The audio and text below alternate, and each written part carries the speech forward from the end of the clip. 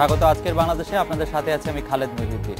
Barrister Rafiqul Islam Mia বিএনপির প্রভাবশালী নেতাদের মধ্যে অন্যতম। তিনি হাইকোর্টের সিনিয়র আইনজীবী, 90 পরবর্তী বিএনপি সরকারের ডাকসাইটে মন্ত্রী ছিলেন। মন্ত্রিত্ব লাভের পরবর্তীকালে স্বতন্ত্র নির্বাচনও করেছিলেন তিনি। বর্তমানে তিনি দলের স্থায়ী কমিটির সদস্য। প্রভাবশালী নেতা নানা বিষয়ে সরকারের খোলামেলা সমালোচনা করে বারবার এসেছেন আলোচনায়। সম্প্রতি টক শো বিতর্কে জড়িয়ে আবার হয়েছেন সংবাদের শিরোনাম। 23 অক্টোবর রাতে আরটিভিতে সরাসরি সম্প্রচারিত টক শোতে নৌপরিবহন মন্ত্রী শাহজাহান খানের সঙ্গে ঘটে অনাকাঙ্ক্ষিত ঘটনা। সেই উত্তাপ এখনো ঘিরে রেখেছে তাকে। এই অবস্থা আজকের বাংলাদেশে আমাদের অতিথি রফিকুল ইসলাম মিয়া। তার সঙ্গে আলোচনায় খুঁজবো নানান প্রশ্নের উত্তর। জানিয়ে রাখি, আজকের বাংলাদেশে মতামত প্রশ্ন পাঠাতে এসএমএস পাঠাতে পারবেন ইমেল করতে, লিখতে পারবেন ফেসবুক ও টুইটারেও। ব্যারিস্টার রফিকুল ইসলাম মিয়া, আপনাকে আমাদের স্টুডিওতে স্বাগত। অনেক ধন্যবাদ, আপনি সময় করে আমাদের অনুষ্ঠানে এসেছেন। যেহেতু টক শোর কথা দিয়েই শুরু হলো, আমি একটু বলতে চাই যে অনাকাঙ্ক্ষিত ঘটনাটি ওদিন ঘটেছিল, আমরা নৌপরিবহন মন্ত্রী শাহজাহান খানকে বারবার প্রশ্ন করেছিলাম যে এই বিষয়টি ঘটার জন্য তিনি দুঃখিত বা লজ্জিত, অনুতপ্ত কিনা। উনি বারবার বলেছেন যে উনি দুঃখিত, তবে উনি বলেছেন যে বারবারই আপনি তাকে উত্তপ্ত করছিলেন, প্রভোক করছিলেন, টন্ট করছিলেন। এই বিষয়ে আপনি যদি আপনার মতামত দেন। সমস্ত ব্যাপারটাই আমার কাছে অত্যন্ত unpleasant and embarrassing, absolutely unpleasant and embarrassing. আমার ব্যক্তিগত রাজনৈতিক জীবনের 50 বছরে এটা এমন একটা ঘটনা যেটা আমি কখনো কল্পনা করি নাই, যে একজন মন্ত্রী একজন নাগরিকের সঙ্গে মন্ত্রী থাকাকালীন অবস্থায় এবং একটা স্টুডিওতে পাবলিক ডিসকাশনে যা তিনি করেছেন সেটা সকলে দেখেছে। এটা পুনর্বার আমার এবং পত্রপত্রিকায় উঠেছে আর কি। আর উনি যদি বলে থাকেন, গতকাল আপনি বলেছেন, গতকাল উনি বলেছেন যে আমি তাকে প্রভোক করেছি, সে ঘটনা তো রেকর্ড হয়েছে। আমরা একটু দেখে নিই দর্শকদের উদ্দেশ্যে। আমরা কি একটু দেখতে পারবো? আমরা একটু দেখে নিই।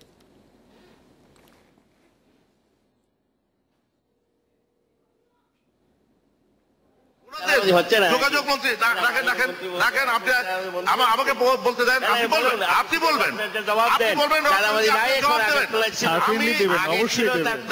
বেশি রেকর্ড আপনাকে বলতে হবে। আমি আমার রেকর্ড হলেই নাজমুল হুদা সাহেব যখন যোগাযোগ মন্ত্রী, এই বইটা ওই যে ইলিয়াস কাঞ্চন সাহেবের কাছে আছে, সেখানে কথা ছিল 50 টাকা, সেখানে আপনার চাঁদা সেই সার্ভিস চালু করতে গিয়ে আপনি শোনেন, আপনার রাগান্বিত হওয়ার কোনো কারণ নাই।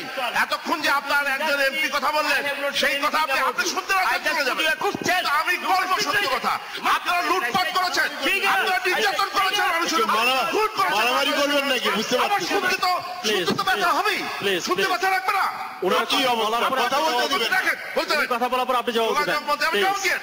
আপনার যোগাযোগ মন্ত্রী যেখানে সার্ভিস চার্জ 50 টাকা চালু করা হলো, সেখানে আপনার সেই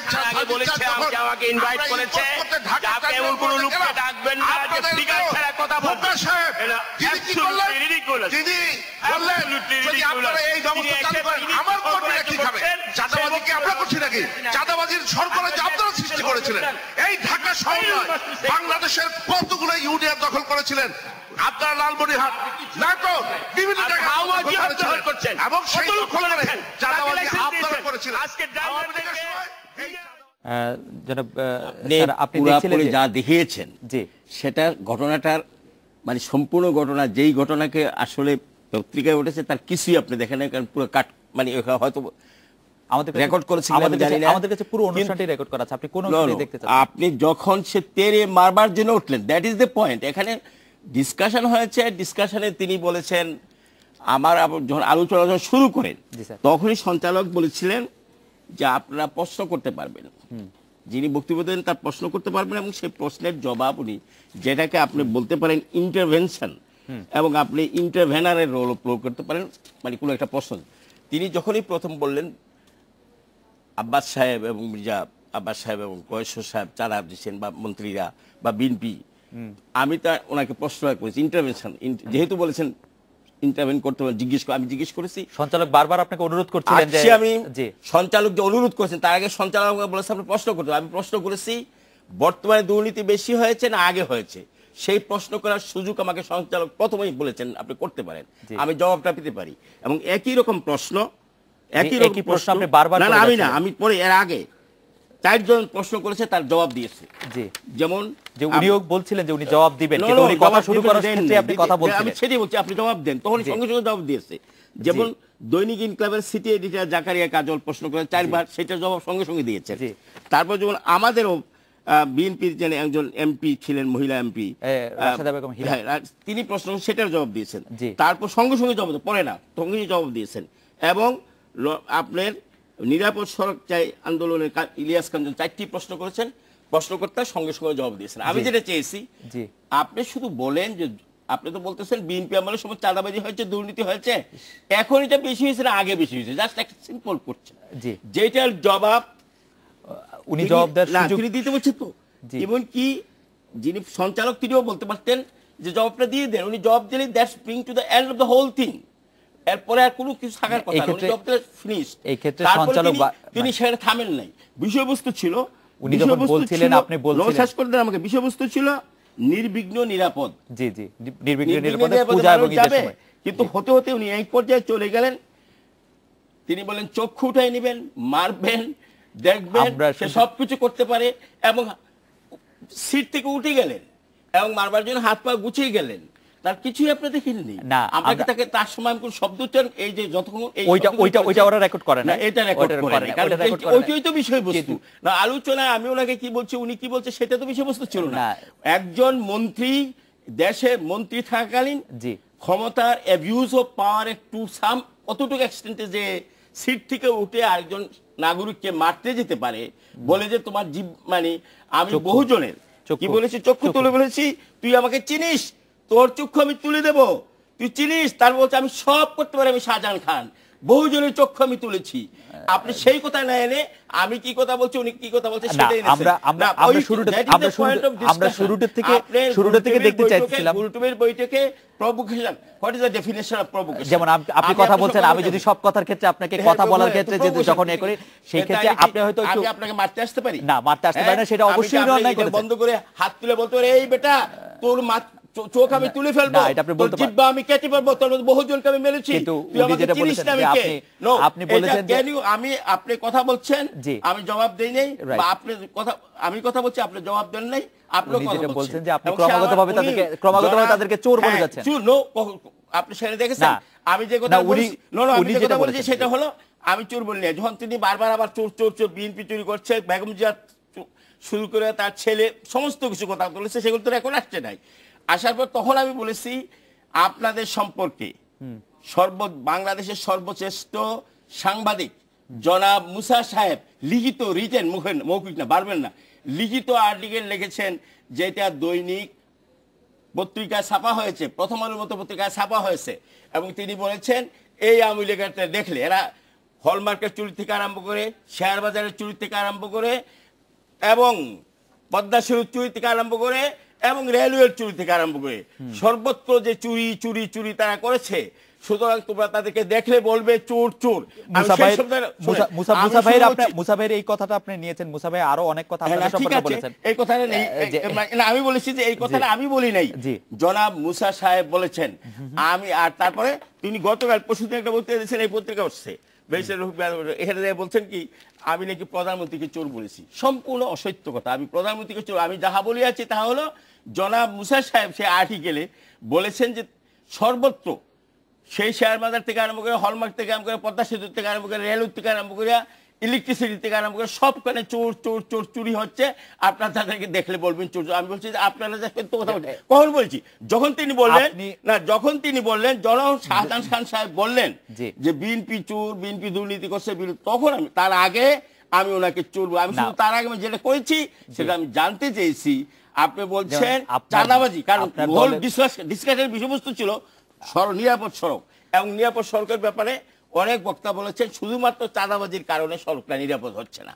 তখন যখন উনি বললেন এই চাঁদাবাজি বিএনপির আব্বাস সাহেব এবং গয়সার সাহেব, আমি বলছি আব্বাস সাহেব আজকে প্রেজেন্ট নাই এখানে, ওনার সামনে যদি ডিসকাশন হতো, উনি একজন সাবেক মন্ত্রী, গয়সার সাহেব একজন সাবেক, তাদেরকে বলতে পারতেন, তাদের অ্যাবসেন্স আপনি বলছেন, আপনি দয়া করে বলেন চাঁদাবাজিকে এখন বেশি না আগে বেশি ছিল? এই জবাবটা আগেরবার এই আপনি যেভাবে প্রশ্নটা করেছেন, রুবাই সাহেব অন্যদের জবাব নিয়েছেন, উনি জবাবটা দিয়ে দিতে পারতেন, আর কোনো ডিসকাশন হতো না। ফার্দার মধ্যে যেটা হয়েছে, তারপরে তিনি আপনি লেখ করেন আবার দেন টেলিভিশন দেখবেন যে ওই বিএনপি চোর দুর্নীতি করেছে কথা বলেছে, তখন আমি বলেছি মুসা সাহেবের কথাটা। এর আগে বলি প্রভোকেশন আপ টু ডেট, এটা জনগণ ঠিক করবে বা আপনি ঠিক করেন দেখে আমি কতটুকু প্রভোগ করছি, উনি কতটুকু provoke, let we bring to an end. তারপর উনি স্টপ শব্দটা আমি বলছি স্টপ, তিনি গতকাল কি বলেছেন জানেন? আমি তাকে স্টুপিড বলেছি। আবার এই বক্তৃতায় তিনি বলছে, আমি পরে শুনেছি উনি স্টুপিড বলে না, উনি স্টপ ইট বলেছেন। এটা উনি বলেছেন যে উনি এটা স্টুপিড শুনেছেন, আমি স্টপিড বলেছি, উনি শুনেছেন স্টুপিড। আর আমি বলেছি মুসা সাহেব লিখেছেন চোর চোর বলে, আর উনি বলছে আমি ওনাকে চোর বলেছি। এইটুকুর পরে যেই ঘোষণাটা পত্রিকায় আসছে, সব পত্রিকা আছে, এই যে হেডলাইন আছে, রাগের মাথায় কি বলেছি জানা নেই, রাগের মাথায় কি বলেছি জানা নেই, এই কথা তিনি বলেছেন। এবং ভিতরে এটা হেডলাইন পুরো ভিতরে আছে যে তিনি কি বলেছেন। এই কথা শেষ হয়ে গেল, আমি ছিলাম সঞ্চালকের বাম পাশে আপনার দিকে, আর মাননীয় মন্ত্রী শাহজাহান খান ছিলেন ডান পাশে।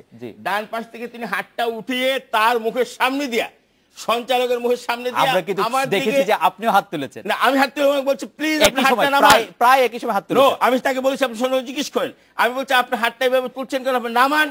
আমি নামাচ্ছি, আমি এই কথা বলেছি। আপনি তারপর হাত তোলা যদি অন্যায় হয় তাহলে আপনি হাত তুলেই সেই অন্যায় করবেন। আমি হাত তুলছি, আপনি হাতটা এইভাবে করবেন না, আমি তাকে হাতটা দেখিয়ে বলেছি হাতটা এইভাবে করবেন না।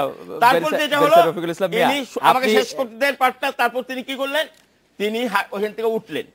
ওঠার পরে আমি এই যে উঠে যেতে আমি বসে রইলাম, তারপরে আমি চলে গেলাম। চলে যাওয়ার যখন ওখানে গেলাম, না ওই তার মধ্যে উনি দাঁড়ায় গেলেন, দাঁড়িয়ে বললেন ওইখান থেকেই, এইখান থেকে আমি এখানে বসে রইলাম, উনি দাঁড়িয়ে বললেন রফিকুল ইসলামকে, তারপর তুমি চলে আসলো, তুমি তারপর তুই চলে আসলো, তুই এসে বললো, এর মধ্যে আমি একটি শব্দ উচ্চারণ করিনি, তুই এসে বলে তিনি বললেন বহুজনের চুপ উঠাইছি, তুই আমাকে চিনিস, তোর চুপটা আমি উঠাই নেব। আর শাহজাহান খান সব কিছু করতে পারে, শাহজাহান খান কি করতে পারে তুই জানিস? আচ্ছা, তারপরে আমি বললাম যে এখানে থাকা ঠিক হবে না, এই নিরাপদ নয়, কারণ আমাদের এমপি যে ছিল সে বললো আরে নিরাপদ সড়কের জন্য এসে নিজেদের জীবনে নিরাপত্তা থাকবে না। সে উঠতে গেলাম, আমি চলে যেতে গেলাম। আমি যখন বার হয়ে রুমটা বার হয়ে ওই দাঁড়িয়ে গেলাম, সে আবার শাহজাহান খান সাহেব মন্ত্রী সাহেব উঠে আসলেন, সেদিকে উঠে এসে আবার তেড়ে এসে আমার হাতের কাছে এখানে আসলেন। তখন আমি একটি শব্দ উচ্চারণ করি নাই, আই ডিড নট অ্যাটাক, কারণ আমি মানে আমি বুঝতে পারি, মানে একজন মন্ত্রী হাত তুলে আসে একজন মেরে বলে চোখ তুল উড়াই ফেলবো, কত জনের চোখ উড়াইছি তুই জানিস? এবং তিনি বললেন যে শাহজাহান খান কি করতে পারে তুই জানিস? এটা বুঝি আপনি প্রভোকেশনের ডেফিনেশনে যদি আপনার কথা তর্কে, প্রভোকেশন মানে তর্কের প্রভোকেশনে যদি আপনি কাউকে মারতে চান, আমার ডেফিনেশন মানে ফিলিং হলো, আপনার ব্যাখ্যা আপনি দিয়ে না, আপনার আমি শুনবো, শ্রোতারাও শুনবে। প্রভোকেশন হলো আপনি কথা বলছেন provocative word, by words. Provocation কয়েক রকম হতে পারে, বাই অ্যাকশন, বাই ওয়ার্ডস, এবং আপনাকে মারতে গেলাম, অ্যাটেম্পট টু মেক, আপনাকে আমি যখন প্রভোক করলাম। আরেকটা প্রভোকেশন হলো গুলি, আপনাকে আমি প্রভোক করে গুলি ছুড়বো, গুলি আপনি যদি না করেন আমাকে মেরে ফেলবেন, তাহলে আপনিও গুলি ছুড়তে পারেন, আমাকে কিল করতে পারেন। এখন আমার প্রভোকেশনটা যদি উনি প্রভোকেশন ধরে থাকেন এবং আমি সেটা তর্কে না যাই দিয়ে বলি যে আমি ওনাকে প্রভোক করছি, উনি আমাকে বাই ওয়ার্ডস প্রভোক করছে, আমার জবাব আমি যেখানে বলতে চাই সেটা হলো বাই ওয়ার্ডে যদি আমি ওনাকে প্রভোক করে থাকি এবং উনি আমাকে প্রভোক করে থাকি, সেটা রেকর্ডেড আছে, জি জি, বাই ওয়ার্ড। আর মৌখিক যেটা বলেছে এটা পত্রিকায়, সব পত্রিকায় উঠেছে, এবং উনি পত্রিকা ওনাকে জিজ্ঞেস করছে, জিজ্ঞেস করার পর তিনি বলেছেন রাগের মাথায় কি বলেছি মনে নাই, রাগের মাথায় কি বলেছি মনে নাই। তিনি বলেন ওনাকে জিজ্ঞেস করছে যে আপনি চক্ষু তুলতে বলছেন, আর আপনি চক্ষু তুলতে বলছেন, আর আপনি বলছেন আমি শাহজাহান খান কি করতে না পারে তুই জানিস, এবং সেটার জবাব কিছু না দিয়ে তিনি বলছেন রাগের মাথায় কি বলেছি মনে নাই। হ্যাঁ, তিনি স্বীকার করে নিয়েছেন যে উনি উনার ভিতরে উনার মারতে গিয়েছে। এখন নাও আপনি সঞ্চালক এখানে আলোচনা করছেন, আপনি আপনার বক্তব্য আপনি দিতে পারেন, আমি শুনবো যে আমি যদি ওনাকে প্রভোগ করে থাকি বাই ওয়ার্ডস, উনি আমাকে অ্যাকচুয়ালি ইকুয়ালি মোর প্রভোগ করেছে। তারপরে আমি যখন দাঁড়াইও নাই, কোনো কথাও বলি নাই, দাঁড়ার পরে যাওয়ার সময় আমি কোনো শব্দও না সঙ্গে উচ্চারণ করি নাই, কারণ উনি হাত তুলে যখন মন্ত্রী হিসেবে হাত উঠাইতে চাচ্ছিলেন, তখন আমি মনে করলাম যে রাষ্ট্রীয় ক্ষমতার দাপটে এবং স্টেট তিনি যা করছেন মানে হাতুড়ায় যা করলেন সেটা আমি মনে করছি যেহেতু abuse of power to some extent such a great extent করলেন যে উনি নিজেই he took the law at his own hand এবং স্টেট টেরোরিজমের ভূমিকা তিনি পালন করছেন। রাষ্ট্র যখন টেরোরিস্ট হয়ে যায় তখন নাগরিকের কোনো নিরাপত্তা থাকে না। শাহজাহান খান আর রাত্রে মন্ত্রী যিনি মন্ত্রীর সঙ্গে একজন গানম্যান থাকে, মন্ত্রী হওয়ার সুযোগ আমাদের জীবনে কিছু ছিল, কি কি প্রিভিলেজ থাকে আমরাও দেখেছি, এবং সেই প্রিভিলেজ গুলি নিয়ে যখন তিনি ফিজিক্যালি আসলেন সামনে দিকে তেরি যে চোখ তুলে নিয়ে যাব নিয়ে গেছে এবং আমি কি করতে পারি তুই জানিস এই কথা বলার এই সমস্ত কথা নিয়ে, এবং তিনি নিজের জায়গায় না সামনে আমার সামনে এগিয়ে গেলেন ফিজিক্যালি হেঁটে। আমার একটা জিনিস জানতে ইচ্ছে করতেছে, তারপরে আমরা দেখেছি যে এই টক শোটা তারপরে কিছুক্ষণ সময় বন্ধ হয়ে থাকার পরে আবারও এটা শুরু হলো। কেন হলো দ্যাট ইজ অলসো ইন্টারেস্টিং। যখন আমি চলে যেছিলাম তখন মানে আরটিভির কয়েকজন সাংবাদিক এবং আমার পার্টির দলের লোকেরা আমাকে বলেছে যে আপনি গেলেন কেন।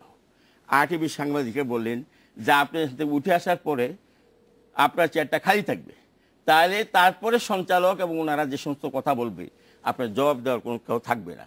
তখন এটা মনে করা হবে যে ওনার প্রশ্নের জবাব দিতে পারেন নাই, না দিয়ে চলে গেছেন, এটা অত্যন্ত খারাপ দেখা যাবে এবং এটা আপনার পার্টির জন্য ক্ষতিকর হতে পারে। কারণ আগেও তো আমি দেখেছি উনি। আপনি কি মনে করেন যে এই বক্তব্য এটা ঠিক হয়েছে আপনার জন্য? হ্যাঁ, মানে আপনার ফিরে আসে আবার অনুষ্ঠানটা শেষ করাটা ঠিক হয়েছে কি? ধরেন আমি যদি মনে করি যে আপনি অনেক কিছুই আমরা জানতাম না, অনেক কিছু আপনি বললেন, এটা হয়তো বলা আমি বললাম কেন এই কথাগুলো পত্রিকায় উঠেছে। জি, পত্রিকায় উঠেছে, পত্রিকা আসলে নানা ধরনের কথা উঠেছে। অনুষ্ঠান শেষে আপনি শাহজাহান খান আপনার সঙ্গে কোলাকুলি করতে চেয়েছেন, হ্যান্ডশেক করেছেন, হ্যান্ডশেক করেছেন এবং বলেছেন তারপর ঠিক আছে আমি সেটা বলছি না। এবং তারপরে আমি চলে যাচ্ছি, তখন শাহজাহান খান ওই যে আসছে পরে আমি ওনার সঙ্গে কোনো শব্দ কথা বলি না, ওই যা বলার বলছে, বিকজ উনি আসে আমার সঙ্গে মানে হ্যান্ডশেক করছে। ঠিক তো আমি বলছিলাম আমি মানে উনি দুঃখ পরিষ্কার কিচ্ছু করেন নাই, উনি আমার সঙ্গে হ্যান্ডশেক করছেন, হ্যান্ডশেক হাত বাড়াইছে, আমি হাতটা আমার বন্ধ করে রাখি নাই। তো বিকজ উনি একজন রাজনীতিবিদ বলে মনে করছেন নিজকে এবং উনি মন্ত্রী, উনি যদিও আমাকে চোখ তুলে ফোলার কথা বলছেন কিন্তু হাত বাড়াবার পরে এটা কি একটু হতে পারে সত্যি উনি রাগের মাথায় কি বলেছেন সেটা ওনার মনে নাই? আপনি বলছেন রাগের কথায়, আপনি বলছেন রাগের মাথায় কি বলছেন? না, উনি বলছেন যে এটাকে আপনি বিশ্বাস করছেন কিনা যে উনি আসলে এটা রাগের মাথায় বলেছেন? রাগের মাথায় আমরা এরকম অনেক রাগের মাথায় যদি বলে থাকে তাহলে গতকাল তিনি যেটা বলছেন সেটা বলি। আপনি রাগের কথা বলছেন, গতকাল তিনি কি বললেন? গতকাল তিনি বললেন ব্যারিস্টার বেয়াদব টাইপের। গতকাল বিএনপি স্থায়ী কমিটির সদস্য ব্যারিস্টার রফিকুল ইসলাম সম্পর্কে নৌ পরিবহন মন্ত্রী শাহজাহান খান বলেছেন ব্যারিস্টার রফিক বেয়াদব টাইপের, উনি সবসময় অশোভন আচরণ করেন, এ কারণে 2 বছর বিএনপি থেকে বহিষ্কৃত ছিলেন। তারপর তিনি বলেছেন তার সরমিতিকে, তারপরে তিনি বলছেন তিনি আমাকে স্টুপিড বলেছেন, পরে আমি বললাম শুনেছি উনি স্টুপিড বলেন না স্টপিড বলেন। মানে আচ্ছা উনি যদি আগের মাথা বলতেন তাহলে গতকাল এই কথা তিনি বলতেন কিনা? আচ্ছা আমি বলি, উনি তো আমাকে বলছেন যে আমি, উনি কিন্তু বলেছেন যে ঘটনাটি দুঃখজনক। না উনি গতকাল এর দুঃখজনক, এটা গতকাল পরশুদিন বলেছে। আপনার সঙ্গে উনি গতকাল বলছে আর পরশুদিন উনি এখানে এলাকায় যেয়ে বলেছেন, এই সময় ওনার রাখছিল নাকি? রফিকুল ইসলাম আপনি বলছিলেন যে গতকাল প্রকাশিত তার আগের দিন দেয়া নৌমন্ত্রী শাহজাহান খানের বক্তব্য প্রসঙ্গে সেখানে একটি প্রসঙ্গ এসেছিল যে আপনাকে বিএনপি থেকে আপনাকে বহিষ্কার করা হয়েছিল বলে উনি এটা বলেছিলেন। গতকাল আমাদের অনুষ্ঠানে অবশ্য উনি বলেছিলেন যে বহিষ্কারের ব্যাপারটা আসলে উনি নিশ্চিত না। তবে আমরা একটা প্রশ্ন আপনাকে করতে চাই যে 2001 সালে আপনি স্বতন্ত্র নির্বাচন করেছিলেন, স্বতন্ত্র করেছিলাম, ওটা স্বতন্ত্র নির্বাচন আমি participate লাস্টেই I have withdrawn from that. আপনি কিন্তু ওই উইথড্রলের ডেট চলে যাওয়ার পরে বলতে পারেন আপনি? হ্যাঁ, ডেট চলে যাওয়ার পরে আপনি উইথড্র করেছেন ইলেকশনের সময়। তো আপনি কি আপনি বিএনপির একজন প্রার্থী ছিল ওই ইলেকশনে, আপনি কি I have withdrawn? আমি তো বললাম I have withdrawn। না, সেটা তো পরে ডেটে পরে, কিন্তু তখন কি আপনি ইয়াটা ছিল মানে দলের মেম্বারশিপ ছিল? দলের মেম্বারশিপ থেকে কি আমি উইথড্র করেছি? আমি তো বললাম উইথড্র করেছি, কিন্তু উইথড্র করেছেন তো আপনি পরে আসলে ইলেকশনের দিন বা ইলেকশনের আগে অনেকেই সেরকম নমিনেশন চাইছে, উইথড্র করেছে। আমি I have withdrawn that, everybody knows that। এবং 2001 গতকাল পার্টিতে আমি সেটা বলেছি যে উনি যদি দেখাতে পারে, আমি মানে প্রমাণ করতে পারে যে I have been expelled from the party, I will resign from politics, will he resign from his ministry? না, সেটা ঠিক আছে, সেটা উনার দেখানো দরকার নাই। আমি যেটা জানতে চাই, আমি আপনাকে বললাম তো যে I have withdrawn from that, এবং সেটা মানে দলের সদস্যপদ এবং এটা I withdrawn with the lodge of the party রক্ষা করে। এবার আমি আসছি সেটা আপনি যে প্রশ্ন আনছেন, বেসিক্যালি আমার প্রশ্ন হলো আলোচনা হচ্ছিল ওনার মধ্যে এবং আমার মধ্যে। আলোচনা আপনি প্রভোকেশনের কথা বলেছেন যে জনাব শাহজাহান খান সাহেব আমি প্রভোক করে বলছেন, এবং ইকুয়ালি আপনি দেখছেন উনি কতটুকু প্রভোগ করেছে। না, উনি প্রভোগ করেছেন এবং অন্যায় করেছেন সেবারে কোনো সন্দেহ নাই। শেষ হয়ে গেল আমাদের প্রশ্নটা হচ্ছে আলোচনা আসছে, আলোচনা যখন শেষ হয়ে গেল, প্রভোকেশন যখন শেষ হয়ে গেল, উনি যখন কথা বলছিলেন বারবার সঞ্চালক আপনাকে অনুরোধ করছিলেন যে তাকে কথা বলতে দেন। বলতে আপনি ওইটা বলেন, সত্য মিথ্যা বলেন, আমি তো এটা বলিনি। কিন্তু আপনি কথা বলতে উনি যখন আগে আমি বলেছি 4 জন এরকম ভাবে ইন্টারফেয়ার করছিল, ইন্টারভেনশন করেছে। প্রতিবারই যাকে প্রশ্ন করছে তিনি জবাব দিয়েছে, এবং শাহজাহান খান সাহেব এটা জবাব না দিয়ে বিএনপি দুর্নীতি করছে, চুরি করছে ইত্যাদি কথা একটার পর একটা বলতে থাকছিলেন। তখন আমি তাকে দলের সংসদ সদস্য যিনি রাশেদা বেগম হীরা ছিলেন, তিনিও কিন্তু এই সরকারের দুর্নীতি নিয়ে অনেকগুলি কথা বলেছেন। কি করছে জানেন, সেই যখন উনি প্রথম প্রশ্ন করছিলেন রাশেদা বেগম হীরাকেও উনি আমার পাশ থেকে, তখন আমাকে তখন রফিক ভাই বলছিল, তখন আর তুই বলে না, কিন্তু রফিক ভাই দেখেন আমি কিন্তু তাকে ধুয়ে ফেলবো, আমি হচ্ছে তাকে ধুয়ে ফেলবো, কিন্তু মাইকে কিন্তু উনি আটকান নাই। আচ্ছা, উনি আপনার তাকে জিজ্ঞেস করতে পারেন, সেই কথা বলেছিল। রাশেদা বেগম হীরা একদম আনইন্টারাপ্টেড কথা বলেছেন। দি কোশ্চেন ইজ হিয়ার যে আমি প্রভোগ করছি, উনি প্রভোগ করছে, যেটা আপনি বলছেন। জি, আমি বলছি যে উনার ল্যাঙ্গুয়েজটা উনি প্রভোগ করেছেন, আমি জবাব চেয়েছি একটা প্রশ্ন। জি, তারপরে আমি মুসা সাহেবকে কোট করেছি। জি, দেন উনি চোখ তোলার কথাটা যখন এনেছেন, সেটা উনি অন্যায় করেছেন, শেষ করতে দেন। আলোচনার 2-3 মিনিট পরে আলোচনা আমি থেমে গেছি, উনি থেমে গেছেন, তারপর চোখ তুলতে আসছেন। এন্ড আমার বক্তব্য হলো এখানে যে একজন মন্ত্রী, একজন নাগরিকের চোখ তুলে নেওয়া,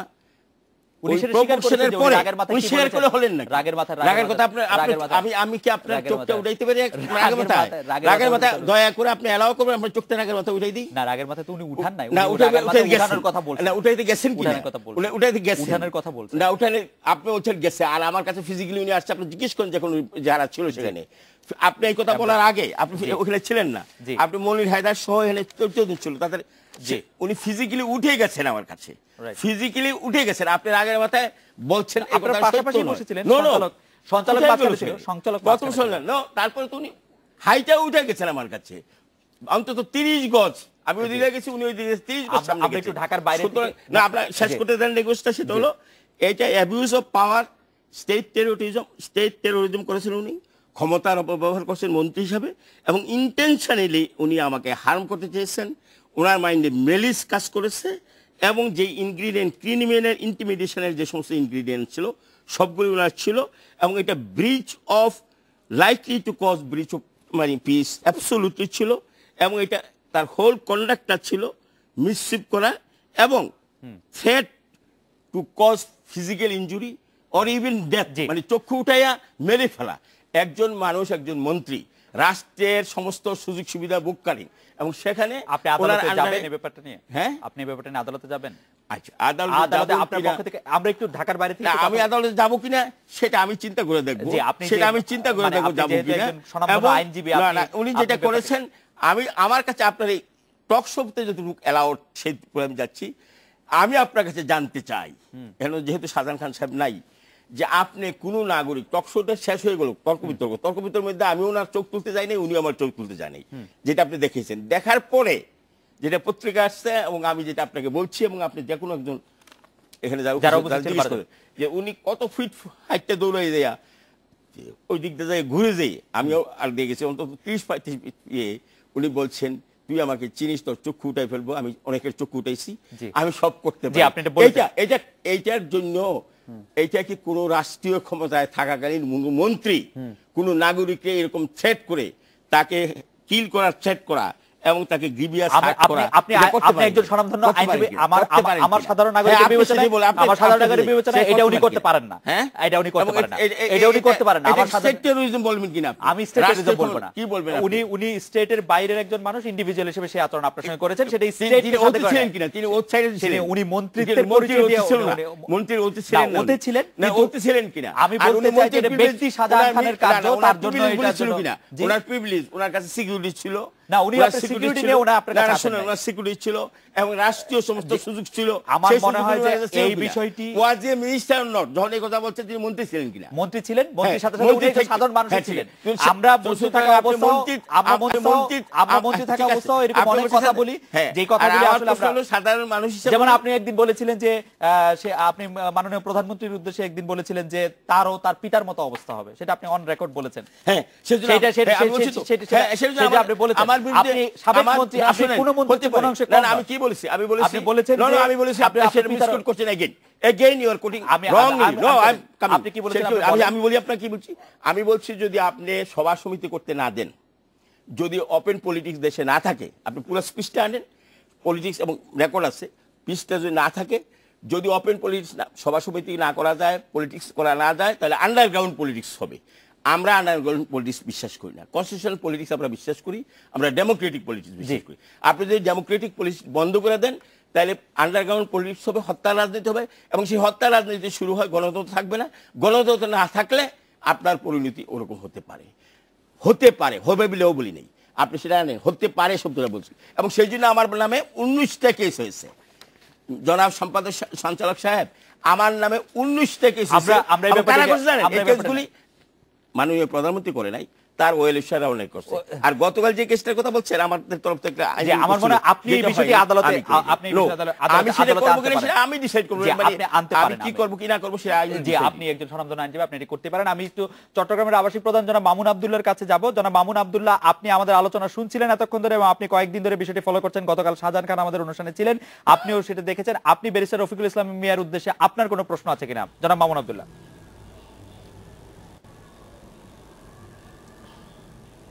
ধন্যবাদ খালেদ ভাই আপনার মাধ্যমে আমি জনাব রফিকুল ইসলাম সাহেবের কাছে দুটো বিষয় জানা আছে এক উনি আপনি সবাই জানেন চট্টগ্রাম শহরে কুমিল্লার অনেক লোক বসবাস করে তাদের অনেকে কর্মসূত্রে আবার অনেকে ব্যবসা সূত্রে এখানে আছেন তাদের অনেকের সাথে আমি কথা বলেছি তারা আমাকে যেটা বলেছেন সেটা হলো যে রফিকুল ইসলাম মিয়া এলাকায় খুব সজ্জন লোক হিসেবে পরিচিত এবং উনি নির্বাচনে জিতেছিলেন 1991 সালে বিজয়ী হওয়ার পর উনি মন্ত্রীও হয়েছিলেন এবং পূর্তমন্ত্রীর মতো একটি গুরুত্বপূর্ণ দায়িত্ব পদে ছিলেন তো একজন পূর্তমন্ত্রী হিসেবে যে যে যে যে দক্ষতা দেখানো দরকার ছিল সেটা উনি পারেননি বলে ওনার এলাকার লোকজন মনে করছেন আমার দ্বিতীয় প্রশ্ন ওনার এলাকায় ওনার একজন রাজনৈতিক প্রতিদ্বন্দ্বী আছে আমরা জানি মোফাজ্জল হোসেন কায়কোবাদ যিনি ওনার পরে এসে যার কাছে উনি হেরে গিয়েছিলেন 1996 সালের নির্বাচনে এরপর থেকে উনি এলাকা থেকে অনেকটা নির্বাসিত আমরা জেনেছি যে উনি বিভিন্ন সময় ঢাকা থেকে এলাকায় যেতে চেষ্টা করেছিলেন কিন্তু কায়কোবাদ সমর্থকদের প্রতিরোধ এবং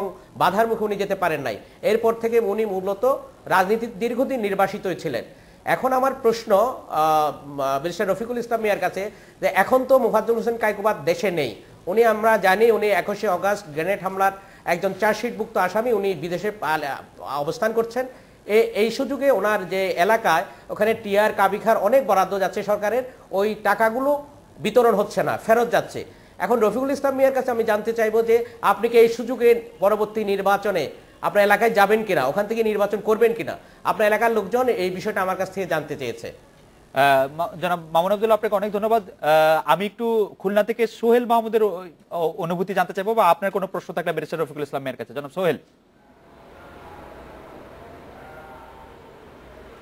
ধন্যবাদ খালেদ ভাই আমি খুলনাতে বেশ কিছু মানুষের সঙ্গে কথা বলেছিলাম তাদের কাছে তাদের অনেকেরই প্রশ্ন ছিল যে ব্যারিস্টার রফিকুল ইসলাম সাম্প্রতিক ঘটনার বিষয়ে বলেছেন যে এটি একটি রাষ্ট্রীয় সন্ত্রাসের মতো ঘটনা ঘটেছে তো এই রাষ্ট্রীয় সন্ত্রাসের বিরুদ্ধে তারা কোনো আইনগত ব্যবস্থা নেবেন কিনা এবং নিলেও সেটার বিচার পাওয়ার সম্ভাবনা আছে কিনা এটি ওনার কাছে জানতে চেয়েছিলেন আর বিরোধী দলের সরকারি দলের বেশ কিছু লোকের সঙ্গে আমরা কথা বলেছিলাম তারা একটা অভিযোগ করেছেন যে ব্যারিস্টার রফিকুল ইসলাম মিয়া বরাবরই যেখানে কথা বলেন সেখানে অন্য কাউকে কথা বলার সুযোগ দেন না এটা অনেকটা তার একটা স্বভাবের মতো হয়ে দাঁড়িয়েছে যে কারণে এই ঘটনাটা ঘটেছে বলে তারা দাবি করেছেন খালেদ ভাই সোহেল আপনাকে ধন্যবাদ আমি মাহবুবুর রহমান রিপনের কাছে সিলেটবাসীর পক্ষ থেকে কোনো প্রশ্ন থাকলে ব্যারিস্টার রফিকুল ইসলামের কাছে শুনতে চাইব মাহবুবুর রহমান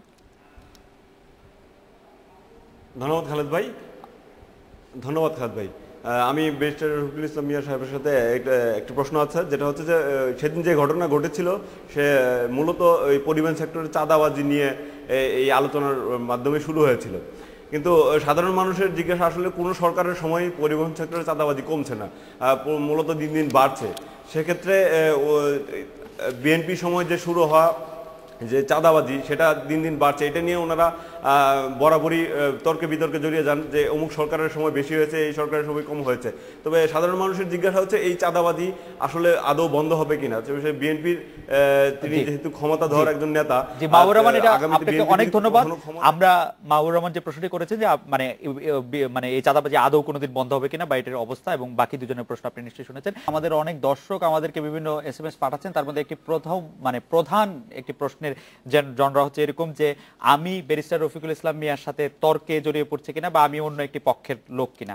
আপনারা যারা গতকালের অনুষ্ঠানটি দেখেছেন তাদের উদ্দেশ্যে আমি বলতে চাই যে যখন আমাদের এখানে নৌ পরিবহন মন্ত্রী শাহজাহান খান এসেছিলেন, আমি একইভাবে তার কাছে কিছু প্রশ্ন করেছিলাম। আমি এখানে শুধু প্রশ্ন করতে এসে বসেছি, কোনো পক্ষ অবলম্বন করতে নয়। ব্যারিস্টার রফিকুল ইসলাম মিয়া নিজেও আমাকে অনেক স্নেহ করেন এবং এই ব্যাপারটির সাথে কোনো থাকার মানে আপনাদের কোন রকম এরকম ধারণা থাকার কোনো কারণ নেই যে আমরা পরস্পর কোনো রকম তর্ক করছি। ব্যারিস্টার রফিকুল ইসলাম মিয়া এই বিষয়টি একমত হবেন।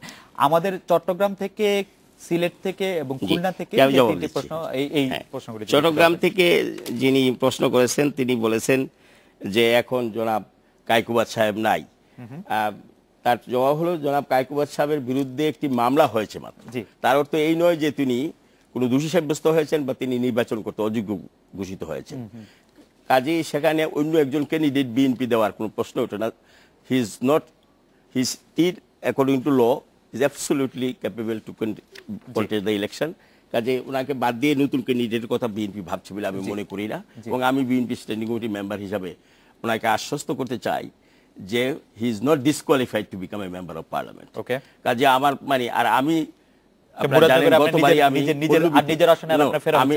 আমার পল্লবী থেকে গতবার আমি নির্বাচন করেছি, এবারও ইনশাল্লাহ পার্টি উইশেস আমি পল্লবী থেকে নির্বাচন করব। ঢাকা পল্লবী থেকে আপনি নির্বাচন করতে চাচ্ছেন? পল্লবী থেকে আমি গতবার নির্বাচন করেছি এবং মাননীয় চেয়ারম্যান আমাকে পল্লবী থেকে, দলীয় চেয়ারম্যান এবং অন্যান্য নেতৃবৃন্দ পল্লবী থেকে কাজ করতে বলেছেন এবং পল্লবী থেকে নির্বাচন করার কথা বলেছেন।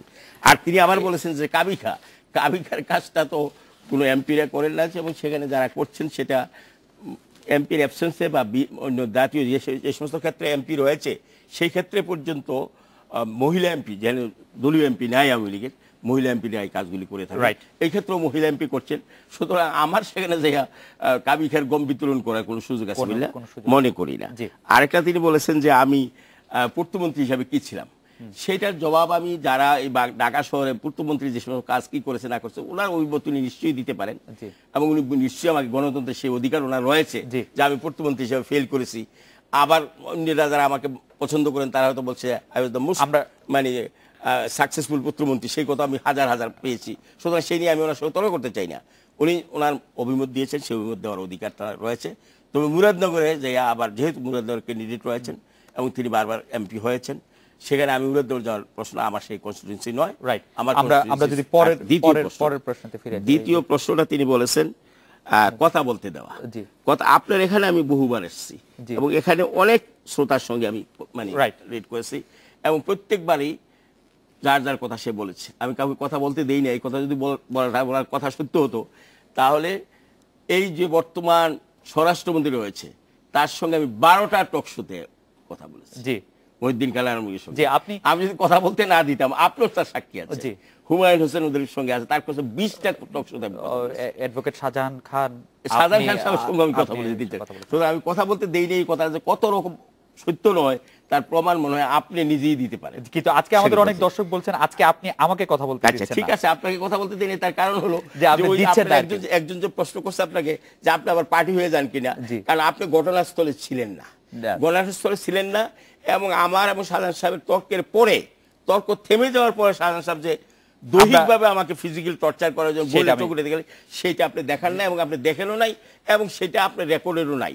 সেই জন্য আমি বারবার আপনাকে ইন্টারফেয়ার করেছি, সেই ফ্যাক্টটা বলার জন্য। আসল বস্তু হলো এখানে ওইটাই। ব্যাকগ্রাউন্ড আমি বলতে চাই, আপনারা সব বলছেন যে টক শো থেকে আমরা একটু সরে আসি, আমাদের সময় কম, আপনাকে আমরা সব দিন পাবো না। আধা মিনিট শেষ করব। আমি 1963 সালে সোহরাওয়ার্দী সাহেবের 9 নেতার মিটিংয়ে বক্তৃতা দিয়ে এবং আমি এক্সপার্ট স্টুডেন্ট ছিলাম রাষ্ট্রদ্রোহী হিসাবে, জনাব শেখ মুজিবুর রহমানের সঙ্গে কথা বলে সোহরাওয়ার্দী সাহেবের নির্দেশে আমি ছাত্রলীগ কথা কাটাকাটির পর যেই ছাত্রলীগ ছেড়ে দিয়েছি, তারপর ছাত্রলীগ রাজনীতি করি না। তারপর থেকে আমি বিএনপি রাজনীতি বা যে রাজনীতির সঙ্গে ছিলাম তার থেকে আমি আমার কাজ করতে চেষ্টা করেছি। বেগম খালেদা এবং হাসিনা এরশাদ বিরোধী আন্দোলনের পরে যে মৌটুকটা হয়েছিল সেটাও আমার উদ্যোগে এবং হাসিনা বেগম বর্তমান প্রধানমন্ত্রী তিনি আমাকে পার্সোনালি রিকোয়েস্ট করেছিলেন, অ্যারেঞ্জমেন্ট করেছিলাম। আমি আমার জীবনে চেষ্টা করেছি এই রাজনীতিতে যে প্রতিহিংসা আছে তা দূর করার জন্য আমি কখনো প্রতিহিংসা রাজনীতিতে বিশ্বাস করি না, চোখ তোলা রাজনীতিতে বিশ্বাস করি না, মানুষ হত্যার বিশ্বাস করি না, চাঁদাবাজি রাজনীতিতে বিশ্বাস করি না, দুর্নীতির মাঝে বিশ্বাস করি না। আমার জীবন দিয়ে আপনি যদি কোনো প্রমাণ করেন, আপনি নিজেও যদি পান যে আমি এটা প্রমাণ করা, আমরা সেদিকে আমরা চেষ্টা করব। আমি 5 বছর মন্ত্রী ছিলাম, কারোর বিরুদ্ধে একটি মামলা আমি করি নাই, বরং আমার মামলা করার প্রসঙ্গই তো এখানে আসছে না। সেটা অন্য ঘটনা। আমি কোনো প্রতিহিংসা রাজনীতিতে বিশ্বাস করি না। আমাদের সময় এটা হচ্ছে যে 2010 সালের 1 অক্টোবর জাতীয় প্রেস ক্লাবে এক আলোচনা সভায়, যেটা নিয়ে পরে অনেক কথা হয়েছে, আপনি 71 সালে মুক্তিযুদ্ধকে পাকিস্তান ও ভারতের মধ্যে যুদ্ধ বলে আখ্যায়িত করেছিলেন। পাকিস্তান ও ভারতের মধ্যে এটি একটি যুদ্ধ হয়েছে এবং সেটি মানে মুক্তিযুদ্ধের সারেন্ডার ডকুমেন্টসে পাকিস্তান ও ভারতের মধ্যে যুদ্ধের কথা আমি বলি নাই, এইখানেও আপনি কোট করছেন না। আমি বলছি সারেন্ডার ডকুমেন্ট সেজ পাকিস্তানে না। হ্যাঁ, কিন্তু কোন একটা জিনিস যখন আপনি কোট করে আনি, আপনি বলেন কোট করে যখন আপনি বলেন সেটা আমাকে দেন। জি, আপনি এন্ডোর্স করে দেন। সারেন্ডার ডকুমেন্ট আমাকে দেন প্লিজ। আপনি বলছেন আমি কি আছে সেখানে surrender document, let me quote in সেই this is the surrender document. Surrender document দুই দিকে সাইন করা আছে। জি, সারেন্ডার ডকুমেন্ট একখানে সাইন করেছে, কিন্তু আপনি যখন প্রসঙ্গটি আনছেন, আপনি প্রসঙ্গটি বলছেন যখন, তখন আপনি এন্ডোর্স করছেন যে আপনি বলছেন যে আমি এন্ডোর্স করছি না, কোন ডকুমেন্টে পাকিস্তান এবং ভারতের মধ্যে যুদ্ধ। No what I have said, surrender document shows যে এখানে দুইটা পক্ষ। আমাকে শেষ করে তারপর আপনি বললেন, এখানে আমরা জেনেছি বাংলাদেশের 30 লক্ষ মানুষের যুদ্ধের বিনিময়ে দেশ স্বাধীন হয়েছে এবং সেই যুদ্ধে আমাদের সেনারা, আমাদের মুক্তিবাহিনীরা নিজের জীবন দিয়ে দেশ স্বাধীন করেছে। সেই সুতরাং পাকিস্তান আর্মি সারেন্ডার করেছে জয়েন্ট ফোর্সেস কাছে, মুক্তিযোদ্ধা plus Bangladesh Indian army joint force. এবং আমি এই নিয়ে কার সঙ্গে কথা বলেছি, যিনি জেনারেল অরোরার সঙ্গে আমি কথা বলেছি আমার ইন্টারভিউ। আপনি এটা বলেছেন, জেনারেল অরোরার সঙ্গে কথা বলেছি, জেনারেল অরোরা বলেছিল তারা থাকলে ভালো হতো, আমি বুঝেছিলাম পাইনি। ওই অনুষ্ঠানে ওইটা কেন রেলেভেন্ট ছিল যে এটা পাকিস্তান এবং ইন্ডিয়ার মধ্যে যুদ্ধ, এবং পরবর্তীকালে ওইটা পয়েন্টটা সেটা ছিল, পয়েন্ট ছিল যে I have tried to find it out যে এখানে কেন বাংলাদেশি সোলজাররা মানে মুক্তিযোদ্ধারা ছিল না, থাকা উচিত ছিল, সেই কথা বলছি। ডকুমেন্ট ইজ সেভ shows two parties, one is Pakistan, another is India. Document does not contain a word about the মুক্তিযোদ্ধা, একটা শব্দ নাই। Do you justify these documents? আমি এই ডকুমেন্টটা রং ছিল এবং বাংলাদেশের মুক্তিযোদ্ধাদের অবমাননার কাজ করা হয়েছে, মুক্তিযুদ্ধকে ইগনোর করেছে, সেটা আমি কোট করেছিলাম। Document showed this is the agreement between Pakistan forces and Indian forces. That is what এইটা নিয়ে কিন্তু আন্তর্জাতিক রাজনীতিতে অনেক রকম কথা হয়েছে, অনেক ব্যাখ্যা আছে, সেটা অন্য একটা প্রসঙ্গ। কিন্তু একজন দর্শক বলেছেন যেহেতু ব্যারিস্টার রফিকুল ইসলাম মিয়া একজন স্বনামধন্য আইনজীবী, সেহেতু তিনি জানেন কিভাবে প্রতিপক্ষকে দাবিয়ে রাখতে হয় এবং তার একটি বড় উপায় হচ্ছে আমাকে কথা বলতে না দেওয়া। আমি অবশ্যই এরকম মনে করছি না, ব্যারিস্টার রফিকুল ইসলাম মিয়া আমাকে ভালোই সুযোগ দিচ্ছেন কথা বলার। আমি আরেকটি প্রশ্ন করতে চাই যে 2011 সালের 27 জুন মানবতা বিরোধী অপরাধ বিষয়ে আপনি বলেছিলেন যে পক্ষপাত দুষ্ট ট্রাইব্যুনালে জাতীয় নেতাদের হেনস্থা করা ষড়যন্ত্র চলছে। জাতীয় নেতা বলতে এই বক্তব্যে আপনি কাদের বোঝাতে চেয়েছেন, বা অথবা এখানে আবারও এটি মিসকোটেড হয়েছে? আপনি কি বলতে চান যে আমাদের এখানে যারা বন্দী আছেন, গোলাম আজম, মতিউর রহমান নিজামী, কাদের মোল্লা, কামারুজ্জামান, তারা জাতীয় নেতা? না, আমি জাতীয় নেতা বলতে যারা বাংলাদেশের রাজনীতিতে আছে তারাই জাতীয় নেতা। এবং মানে আরেকটা আমি যেটা সবসময় বলেছি যারা থাকবেন তারা সবাই জাতীয় বাংলাদেশের রাজনীতি যারা আছেন তারা জাতীয়, বাংলাদেশের জাতীয় রাজনীতিতে। প্রশ্ন হলো মুক্তিযুদ্ধ সম্পর্কে আমার বক্তব্য সবসময় সুস্পষ্ট যে মুক্তিযুদ্ধের বিরোধী যারা, যুদ্ধাপরাধী যারা, তাদের বিচার আমি চাই। এবং কোনো অপরাধ, যুদ্ধাপরাধ, সে মানবতা বিরোধী অপরাধ, যুদ্ধাপরাধ সবার বিচার। কিন্তু বিচারটা সম্পর্কে আমি যে কথা বারবার বলেছি সেটা হলো যে ট্রাইব্যুনাল যে হয়েছে সেই ট্রাইব্যুনালের এভিডেন্স অ্যাক্ট, আমাদের যে এভিডেন্স অ্যাক্ট আছে সেটা কার্যকরী নয় এবং স্পেশাল কতগুলি জিনিস সেই ট্রাইব্যুনাল বলছে। এবং এটা ইন্টারন্যাশনাল বহু অর্গানাইজেশন এই ট্রাইব্যুনালের এই কন্ডাক্ট বা এর আইন যেগুলি করেছে সেগুলি পৃথিবীর সবখানে গ্রহণযোগ্য নয় বলে বলেছেন। এবং কয়েকদিন আগে ডক্টর কামাল হোসেন সাহেব একটা বক্তৃতা নিজে বলেছেন যে আমাদের বিচারটা এমন স্বচ্ছতা হতে হবে যেখানে আন্তর্জাতিক অঙ্গনে সে গ্রহণযোগ্য। জি, আপনি ডক্টর হোসেন বলেছেন যে আমাদের আন্তর্জাতিক অঙ্গনে গ্রহণযোগ্য একটি বিচার হতে হবে, আর আপনি বলেছেন যে এই যেখানে বিচার হচ্ছে সেই বিচারাঙ্গনটা পক্ষপাত দুষ্ট। না, দুটি বক্তব্যের মধ্যে কিন্তু তফাৎটা হলো যে বিচারাঙ্গনে যে পার্টিকুলারলি যে ইস্যুতে আমি এই কথা বলেছিলাম সেটা হলো যে ডিফেন্স লয়ারের বক্তব্য দেওয়ার সমান অধিকার দেওয়া উচিত বলে তিনি নিজেই বলেছিলেন ট্রাইব্যুনাল। পরবর্তী সময় সেটা সেই সুযোগটা দিচ্ছেন না। সেটাতে আমি বলেছি যে এই সুযোগ ইকুয়াল অপরচুনিটি যদি ডিফেন্স লয়ার না পায় তাহলে এটা পক্ষপাতপূর্ণ হবে। আর আমি যেটা বলেছি যে যুদ্ধাপরাধীর বিচার হবে, আমাদের দেশীয় যে আইন আছে তাতেও যুদ্ধাপরাধী বিচার হতে পারে, হত্যার বিচার হতে পারে, আর্সানের বিচার হতে পারে, এবং আমি I am always in favour যে কোনো কিলিং হোক, যে কোনো আর্সান হোক, মানে সেই বিচারটা হওয়া উচিত in according to the law of the land. একটি কথা উঠেছে এরকম যে 1975 সালে 15 আগস্ট বঙ্গবন্ধু শেখ মুজিবুর রহমান সপরিবারে নিহত হওয়ার পরে আপনি তখন লন্ডনে অবস্থান করছিলেন, আপনি দূতাবাসে গিয়ে তার ছবি ভাঙচুর করেছেন বা এরকম এই কথা সত্য নয়। এটি একটি কথা হচ্ছে, আপনি বললেন যে এটি সত্য নয়। আপনি একবার এই সপ্তাহে আপনি বলেছেন যে বিএনপির দাবি অনুযায়ী যদি মানে তত্ত্বাবধায়ক সরকারের অধীনে নির্বাচন না হয় তাহলে 1/11 চেয়েও ভয়াবহ অবস্থা হতে পারে। হ্যাঁ, সেটা আমি বলেছি, সেই আমি রেফার করেছি, প্রথম বলেছি যে মাননীয় প্রধানমন্ত্রী বলছেন 1/11 হতে পারে। তিনি বলেছেন ইলেকশন হবে, আমরা 1/11 যাতে না হয়, এবং এই 1/11 জন্য তিনি অনেককে বলেছেন যে এরা তার সঙ্গে জড়িত আছে, আমি নাম যাইতে চাই না। আর আমি বলছি, এবং আমি এখানেও বলতে চাই যে দেশের নির্বাচন, ডেমোক্রেসির কোনো অল্টারনেটিভ কিছু নাই, নির্বাচনের কোনো অল্টারনেটিভ কিছু নাই, এবং সুষ্ঠু নির্বাচনের কোনো অল্টারনেটিভ। নির্বাচন হতে পারে সকল রাজনৈতিক দলের গণযোগের মাধ্যমে, যাতে participation of all political parties. এবং আপনারা জানেন আজকে যে যেটা বিরোধী দলের যে আন্দোলন, বাংলাদেশ জাতীয়তাবাদী দল সহ আরেক আন্দোলন, যে নন পার্টি ক্যাটাগরি গভর্নমেন্ট আন্দোলন, আমি একটু ছোট করে জানতে চাই আপনাকে সবসময় পাওয়া যাবে বর্তমানে যে জাজমেন্টটা আছে সেই জাজমেন্টের আলোকে কি আসলে আর তত্ত্বাবধায়ক সরকারের মধ্যে ফিরে যাওয়ার কোনো উপায় আছে?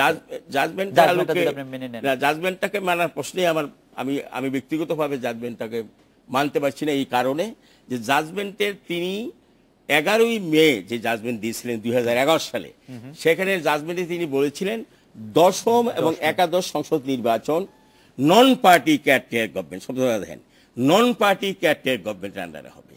আর এখন 16 মাস পরে যে জাজমেন্ট তিনি দিলেন ওই সেকেন্ড নন পার্টি শব্দটা স্থলে তিনি বললেন ক্যাটাগরি গভর্নমেন্টের আন্ডারে হবে, কিন্তু এমপি, ইলেক্টেড এমপি যারা হতে হবে। এই নন পার্টি শব্দটা তিনি ড্রপ করেছেন। আমি যদি এক্সাক্ট পড়ি এটা, the election of the 10th and 11th parliament may be held under the provisions of the above mentioned 13th amendment and on the age old 13th amendmentটা কি ছিল? Non party category government. What is 13th amendment? Non party শব্দ 1580 গো, নির্দলীয় তত্ত্বাবধায়ক সরকার। আর ওইটা কোডটা ভালো করে আনে নাই, মানে পুরো বইটা এখানে এই কোটেশনটা আচ্ছা না, এখানে আছে the parliament however in the meantime is at liberty to যে head of the non party category government আছে নন পার্টি। আর এরপরে যখন সাসপেন্ডটা দিছে ফুলটা নন পার্টি শব্দ, সেই ক্ষেত্রে আপনি এটা বিরোধিতা করছেন এবং আপনি এটা করতে পারেন না, এবং সেইজন্য এবং সেই কথাটা তিনজন যে জাজ আছে সেটা তারা উল্লেখ করেছে, এবং সেই উল্লেখে this is not a judgement. সুতরাং এই জাজমেন্টটা নন পার্টিতে আসুক, whole problem will be solve, এবং ইলেকশন হবে যে ক্ষমতা। আজকের অনুষ্ঠানে অনেক বিষয়ে খোলামেলা আলোচনা করার জন্য ব্যারিস্টার রফিকুল ইসলাম আপনাকে অনেক ধন্যবাদ। এই ছিল আজকের বাংলাদেশে, দেখা হবে আগামী রোববার এই সময়। শুভরাত্রি।